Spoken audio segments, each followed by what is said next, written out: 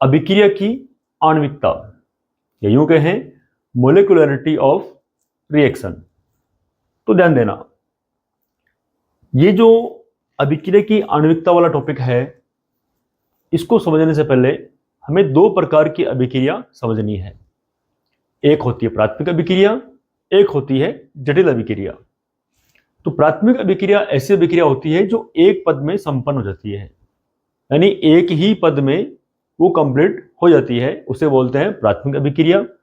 और अगर प्राथमिक अभिक्रिया जो अलग अलग स्टेप में यानी कई पदों में संपन्न होती है, उन्हें बोलते हैं जटिल अभिक्रिया।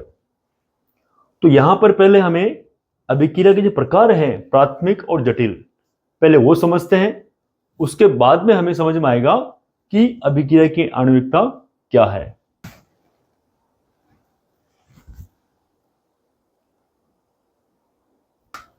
तो यहां पर कुछ प्राथमिक अभिक्रियाओं के एग्जाम्पल दिए हुए हैं, जैसे कि यहां पर ये जो अभिक्रियाएं हैं ये एक ही चरण में कंप्लीट हो रही है। ये सारी जो 1 से लेकर 5 तक अभिक्रियाएं हैं, ये सारी की सारी एक चरण में संपन्न होने वाली अभिक्रिया है। तो ये सारी की सारी क्या हो गई? प्राथमिक अभिक्रिया हो गई।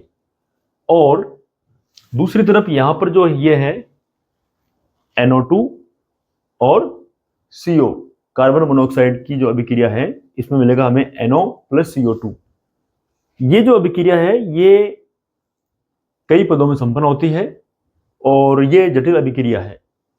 ये वाली प्राथमिक अभिक्रिया है, ये वाली जटिल अभिक्रिया है। क्यों? क्योंकि ये दो स्टेप में पूरी हो रही है। तो इसमें पहला स्टेप क्या होगा? पहला स्टेप जो है यहाँ पर ये NO2 जो है ये दूसरे NO2 से संघट करेगा, कोलिजन करेगा, या उसे अभिक्रिया करके क्या बना रहा है यहाँ पर? एक तो बना रहा है NO और NO3। ये जो चरण है ये धीमा चरण है, इसकी जो वेग है वो धीमा है। फिर यहां से जो NO3 बना, ये NO3 इस वाले CO यानी कार्बन मोनोऑक्साइड से अभिक्रिया करके और यहां बनाएगा CO2 और NO2। तो ये जो अभिक्रिया वो दो चरणों में पूरी हो रही है। अगर इसका हम पूरी नेट अभिक्रिया निकालें दोबारा इन दो स्टेप से, तो देखते हैं क्या मिलती है हमें। जैसे कि यहां पर दिया हुआ है NO2, तो NO2 ले लिया, दूसरा वाला NO2 जो है वो इससे कट जाएगा, तो ये नहीं आएगा यहाँ पर, और NO3 इस NO3 से कट जाएगा, तो यह बचेगा ओनली फॉर CO। इधर बचा हमारे पास में NO और यह बच गया CO2। तो ये नेट अभिक्रिया है, इसको आप नेट अभिक्रिया कह सकते हो। तो पहले तो ये समझना हमें कि प्राथमिक अभिक्रिया क्या है और जटिल अभिक्रिया क्या है। अब इसमें जो ये चरण है इसके, ये प्राथमिक अभिक्रिया है, ये प्राथमिक अभिक्रिया है। अब ये प्राथमिक अभिक्रियाएं जो हो रही है ये कई चरणों में हो रही है। तो कई चरणों में होने वाली जो अभिक्रिया है, प्राथमिक अभिक्रिया जो है, इनको हम कहेंगे जटिल अभिक्रिया। और इनमें जो प्राथमिक अभिक्रिया है वो एक ही चरण में कंप्लीट यानी संपन्न हो रही है, तो यह हो गई प्राथमिक अभिक्रिया। और अलग अलग चरणों में, कई चरणों में या कई पदों में संपन्न होने वाली जो प्राथमिक अभिक्रियाएं हैं उन्हें बोलते हैं जटिल अभिक्रिया। अब देखो, अब बात करते हैं अभिक्रिया की आणविकता।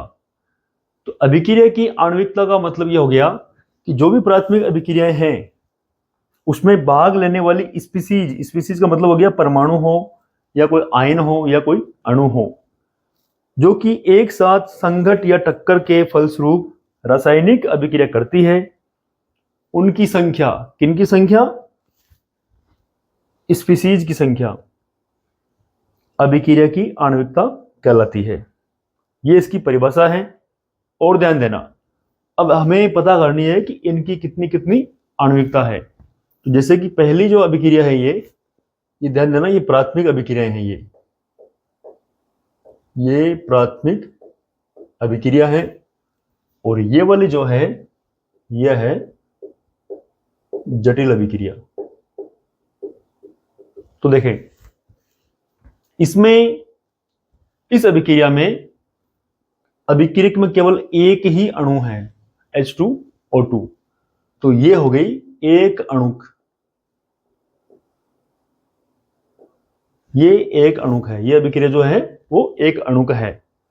और इसमें भी एक ही अणु है, तो ये भी एक ही अणुक है। इसमें HI के दो अणु हैं, HI के आगे दो लगा हुआ है, तो यहां पर इसमें इसके हाइड्रोजन आयोडाइड के दो अणु हैं, तो ये अभिक्रिया हो गई द्विअणु। और इधर NOO3, इसमें भी दो अणु हैं, तो ये अभिक्रिया भी हो गई द्विअणुक। और पांचवी जो है उसमें दो NO के हैं, NO के अणु हैं, और एक है यहां पर O2 का, तो दो एक कितने हो गए, तीन हो गए। तो ये जो अभिक्रिया है ये हो गई त्रिअणुक। तो ये जो संख्या आ रही है अभिक्रियों की, जो संख्या आ रही है, भाग लेने वाले जो स्पीसीज है अभिक्रियकों में, उन्हीं संख्या को बोलते हैं अभिक्रिया की आणविकता। और ये केवल और केवल प्राथमिक अभिक्रियाओं के लिए होती है, आप इनको जटिल अभिक्रियाओं के लिए काम में नहीं लोगे, इनमें ले सकते हो बोले आप। ये एक स्टेप जो है ये प्राथमिक अभिक्रिया का है। दूसरा स्टेप है ये भी प्राथमिक अभिक्रिया का है, तो इसकी आणविकता 2 है, इसकी भी आणविकता 2 है। तो ये होती है अभिक्रिया की आणविकता।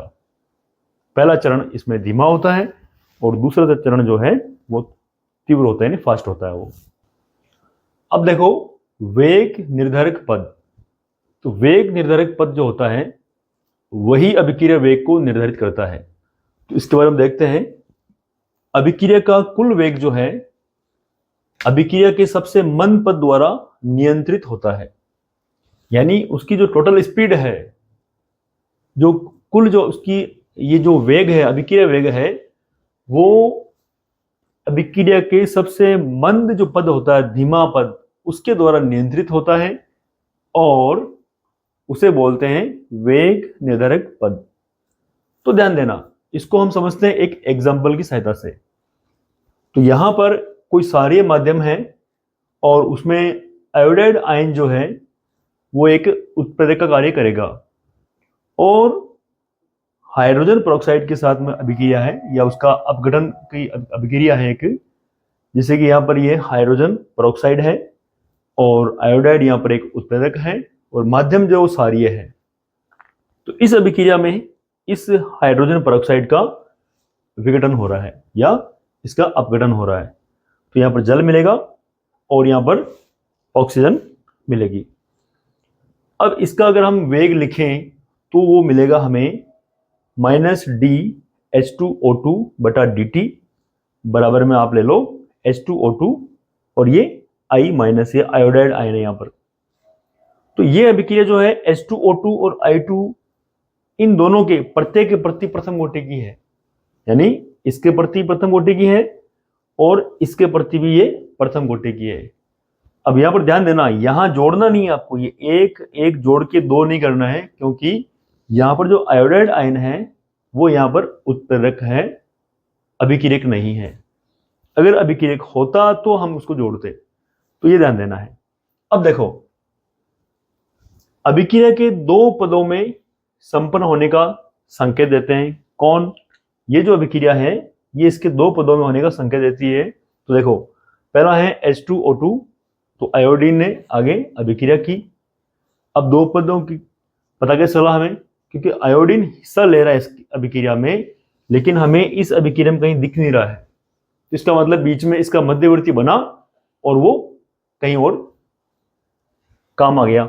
तो देखें यहां पर जो H2O2 और आयोडाइड आयन है ये अभिक्रिया करके H2O और IO- बनाएंगे, ये अभिक्रिया का मंद पद है। दूसरा यहां पर जो H2O2 है उससे ये IO- वाला जो है ये अभिक्रिया करके और H2O और वापस आयोडाइड आयन बना देगा और O2 बना देगा। अब इसका हम टोटल अभिक्रिया लिखें, समग्र अभिक्रिया, तो ध्यान देना यहां पर H2O2 और H2O2 दोनों सेम आ रहे हैं, तो ये जुड़ के हो गए 2। और इधर की बात करें अगर आयोडाइड आयन और ये कट जाएगा, इससे ये कट जाएगा, तो यहां मिलेगा हमें H2O और O2। तो ये जो आयोडाइड ये है IO-, ये मध्यवर्ती है क्योंकि मध्यम बना और कुल अभिक्रिया में कहीं दिखा नहीं। तो देखो दोनों पद जो है ये प्राथमिक अभिक्रिया हो गई और इसमें जो अभिक्रिया है ये द्विअणुक प्राथमिक अभिक्रिया है क्योंकि यहाँ पर दो अणु हैं, यहाँ पर भी दो अणु हैं। तो दोनों पद द्विअणुक प्राथमिक अभिक्रिया है और IO- स्पीशीज को मध्यवर्ती कहते हैं क्योंकि ये अभिक्रिया में निर्मित होता है परंतु समग्र संतुलित अभिक्रिया में नहीं दिखता, यानी टोटल जो अभिक्रिया है उसके अंदर आपको IO- नहीं दिखेगा, तो इसीलिए इसको बोलते हैं मध्यवर्ती। प्रथम पद मंद होने के कारण ये वेग निर्धारक पद है। ये जो पहला पद है इसकी स्पीड मंद है जिसके कारण इसी को बोलते हैं वेग निर्धारक पद। अतः इस अभिक्रिया में मध्यवर्ती बनने की जो दर है वो अभिक्रिया वेग को निर्धारित करेगी, क्योंकि जो मध्यवर्ती बनेगा वो कितनी स्पीड से बन रहा है उसकी दर क्या है, बस उसी के अकॉर्डिंग अभिक्रिया का जो वेग है वो निर्धारित होता है।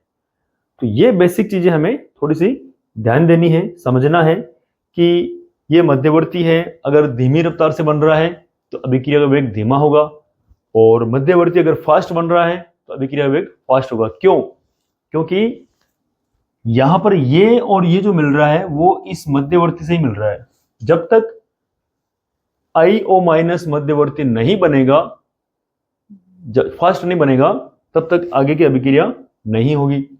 ये अगर धीमा है तो ये अभिक्रिया वेग भी धीमा रहेगा, ये जल्दी बन रहा है अगर तो अभिक्रिया वेग भी जल्दी होगा यानी फास्ट होगा। तो ये थोड़ा सा हमें ध्यान देना है। अब देखते हैं अभिक्रिया की कोटि और उसकी आणविकता में क्या अंतर है। तो यहां पर कुछ 3 अंतर बताए हुए हैं, जिसमें पहला यह है कि अभिक्रिया जो कोटि है वो शून्य हो सकती है और भिन्नात्मक हो सकती है, जबकि अभिक्रिया की जो आणविकता है वो शून्य और भिन्नात्मक नहीं हो सकती, क्योंकि अगर शून्य हो गई तो अभिक्रिया होगी किससे। और दूसरा है यहाँ पर प्राथमिक और जटिल दोनों प्रकार की जो अभिक्रिया है उनके लिए लागू होती है, क्या लागू होती है, अभिक्रिया की कोटि, जबकि अभिक्रिया की जो आणविकता है ये केवल प्राथमिक अभिक्रियाओं के लिए ही लागू होती है। तीसरा है जटिल अभिक्रिया में कोटि सबसे मंद पद की दी जाती है। जटिल अभिक्रिया है अगर उसकी हमें कोटि निकालनी है तो सबसे मंद पद की कोटि देंगे और सबसे मंद पद की जो आणविकता होती है वो उसकी कोटि के समान होती है। और यहाँ पर जटिल अभिक्रिया के लिए कोई आणविकता नहीं होती है, वो सिर्फ प्राथमिक के लिए होती है, यानी जटिल अभिक्रियाओं के लिए आणविकता का कोई अर्थ नहीं है, कोई मतलब नहीं है। अब यहाँ पर यह बात आ रही है कि मंद पद की जो आणविकता है वो कोटि के समान होती है,